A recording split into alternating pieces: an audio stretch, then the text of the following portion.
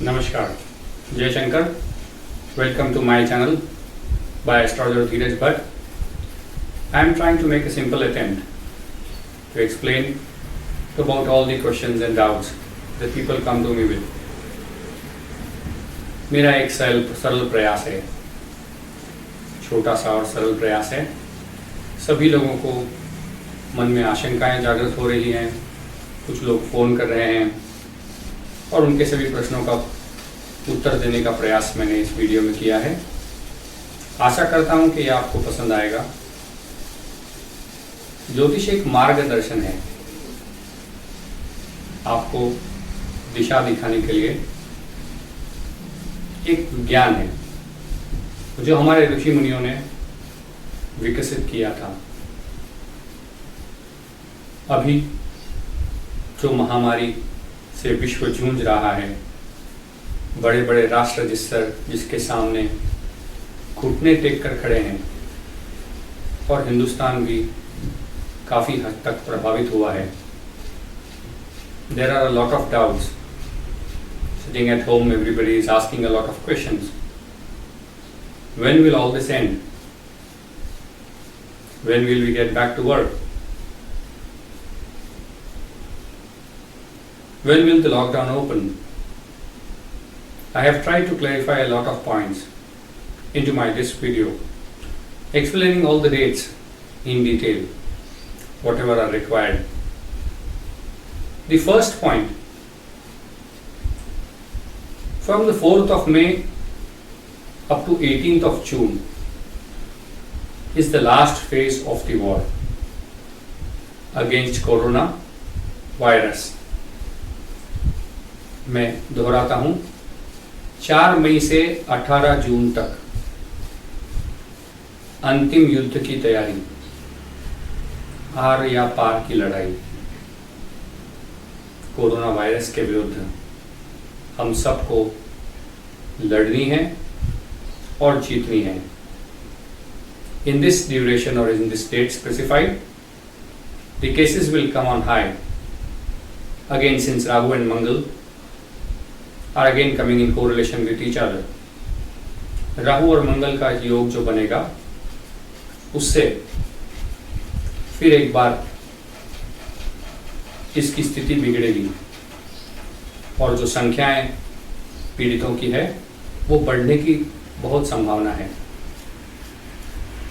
जैसा मैंने पहले वीडियो में भी बताया था, 23 सितंबर को राहु मिथुन राशि से गोचर कर वृषभ राशि में प्रवेश करेगा।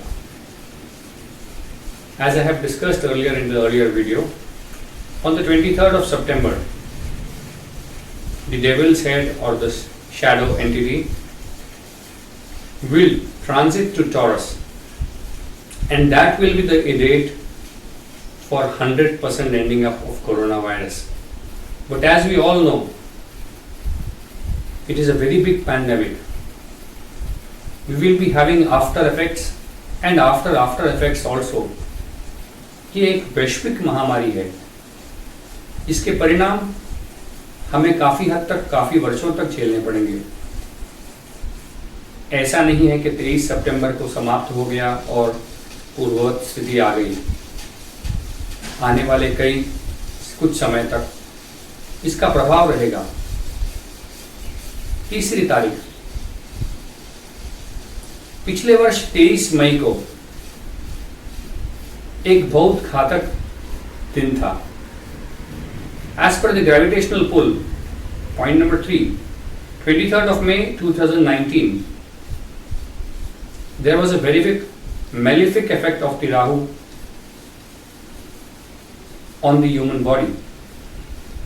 So the month of May will not be easy. Again, this year also the month of May will be very much tough and difficult.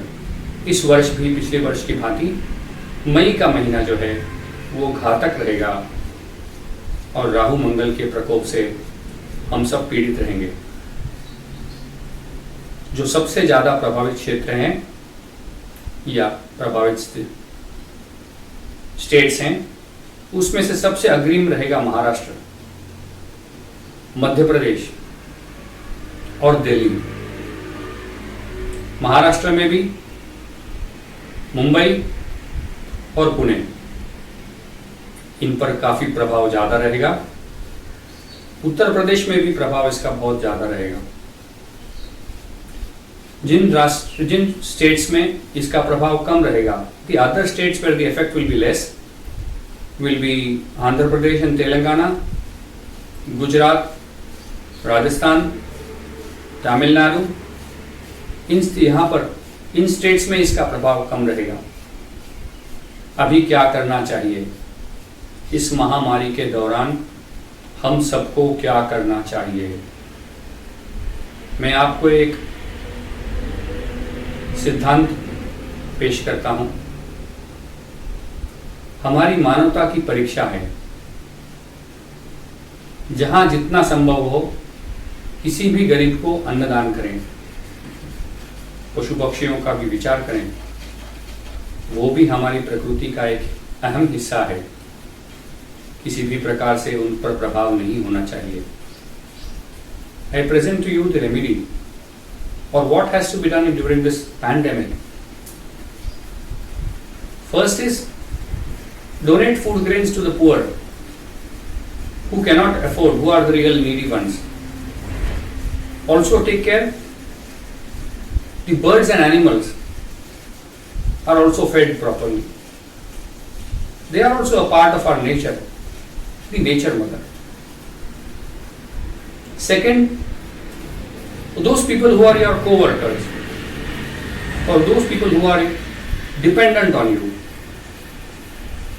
see that the chain, if you cannot pay them fully, pay them partly, support them in any manner you can. दूसरा मुद्दा, जो व्यक्ति आपके साथ काम कर रहे हैं, आप पर निर्धारित हैं, आप पर आश्रित हैं, देखिए कि आप उनका ख्याल ठीक से रखें। यदि संभव हो पूरा नहीं तो आधा अधूरा, जितना संभव हो उनकी मदद करने का प्रयास करें। ध्यान रखिए, ये एक महामारी का समय है। इसमें आप जितनी दूसरों की सहायता करेंगे उतनी आपकी खुद की सहायता होगी। पॉइंट नंबर 2, एक दिनचर्या सुनिश्चित करें और उसका अनुकरण करें। ऐसा नहीं है कि सिर्फ छुट्टी है, घर पर ही है, कुछ काम नहीं है तो समय व्यतीत हो रहा है और व्यर्थ हो रहा है। I would repeat it. Decide a day, decide the day routine and see that you follow it. I see people wasting time just not doing idly anything and just sitting at home. So follow your routine strictly. Next, connect with yoga. Yoga is the only way of life on this planet Earth. There is no other way. Yoga हमारे भारत की संस्कृति है। हमारे ऋषि मुनियों ने यही जीवन शैली बताई है। पृथ्वी पर निवास करने का यही श्रेष्ठ मार्ग है।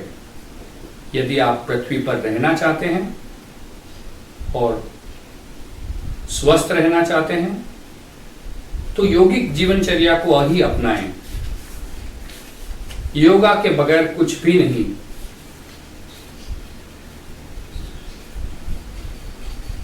प्रकृति के नियमों का अनुकरण करें। The law of attraction says, जब आप बहुत भयभीत होते हैं तो वैसी घटनाएं आपके साथ घटित होने लगती हैं।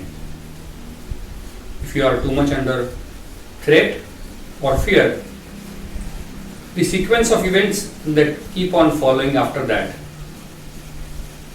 just because you have emitted the energy to the universe of fear, and you will attract the situations which are negative. अपने आप को प्राकृतिक रीत्या ऊर्जा से भरा हुआ और पॉजिटिव रखने का प्रयास करें। Next, I would say, think about the life. When God has given us time, we must think about the purpose of life. जब परमात्मा ने हमें समय दिया है तो हमें इस जीवन के उद्देश्य का विचार करना है, और जीवन का उद्देश्य सुनिश्चित हो जाए तो मार्ग अपने आप मिल जाएंगे. When the purpose is defined, it is said that the means will follow. The last but not the least, if you have to overcome this virus, you have to take a resolution. संकल्प से ही सिद्धि प्राप्त होगी. हम सब संकल्प करें कि हम स्वस्थ रीत्या इससे बाहर आएंगे, और इस संकल्प से ही हमें यह सिद्धि प्राप्त होगी. हम पुनः जीवन का अनुकरण करेंगे, हमारे इस आनंददायी जीवन का उपयुक्त उपयोग करेंगे. मुझे बहुत अच्छा लगता है जब बहुत सारे लोग प्रश्न पूछते हैं. I like when a lot of people keep on asking their doubts and questions.